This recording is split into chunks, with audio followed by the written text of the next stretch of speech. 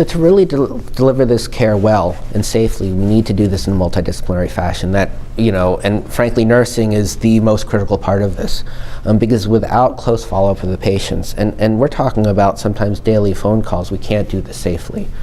And for instance, when we see problems with toxicities, when we see problems with the colitis or hepatitis issues getting out of hand, it's because we are not doing the follow-up as closely as we need to be. And I think we learned this with the single-agent ipilimumab experience.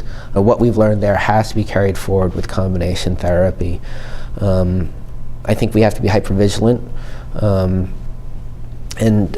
For instance, if a patient has any evidence of bowel complaints, it doesn't have to be frank diarrhea. We definitely need the daily phone calls.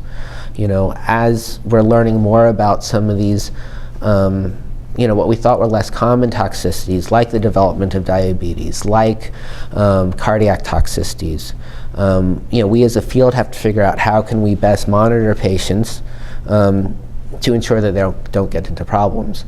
And for some of these cases, we don't have good standards. This is stuff that we're going to rely on the whole team, the nursing team, getting other groups involved like cardiology and endocrine to help monitor and track and prevent these problems from happening.